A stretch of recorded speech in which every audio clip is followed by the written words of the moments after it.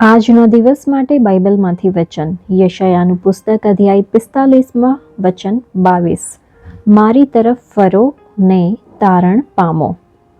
શું આપણે એવી અપેક્ષા રાખીએ છીએ કે પરમેશ્વર પોતાના આશીર્વાદો લઈને આપણી પાસે આવે અને આપણને બચાવે? તે કહે છે, મારી તરફ ફરો ને તારણ પામો. પરમેશ્વર પર ધ્યાન કેન્દ્રિત કરવું એક આત્મિક કઠિનાઈ છે અને પરમેશ્વરના આશીર્વાદો એને વધારે મુશ્કેલ બનાવી દે છે.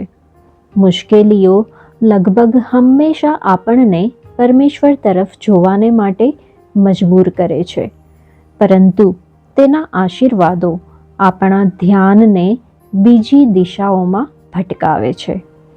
પહાડ પરના ભાષણનો સારાંશ એ છે કે તમારા મન, હૃદય અને શરીર ઈસુ ખ્રિસ્ત પર કેન્દ્રિત ના થઈ જાય ત્યાં સુધી પોતાની તમામ રુચિઓને ઓછી કરતા જાઓ.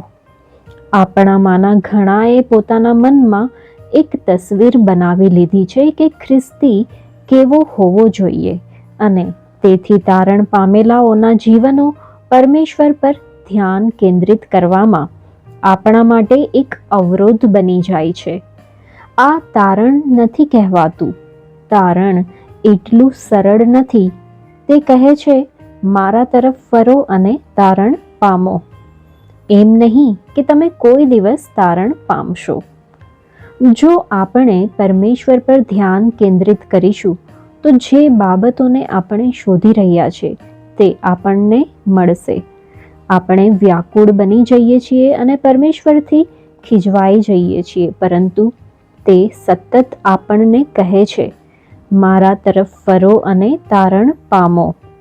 જ્યારે આપણે પરમેશ્વર તરફ ફરીએ છીએ અને જોઈએ છીએ ત્યારે આવતીકાલ અંગેની આપણી મુશ્કેલીઓ, આપણી કસોટીઓ અને આપણી ચિંતાઓનો અંત આવી જાય છે. પોતાને જાગૃત કરો અને પરમેશ્વર તરફ ફરો. તમારી આશા તેના પર રાખો. કેટલીય બાબતોએ તમને ઘેરી લીધા હોય તો પણ દ્રઢ નિશ્ચય કરો કે તેમને એક બાજુ હડસેલીને પરમેશ્વર તરફ જોશો. મારા તરફ ફરો. જે ક્ષણે તમે તેની તરફ ફરો છો તે ક્ષણે તારણ તમારું બને છે.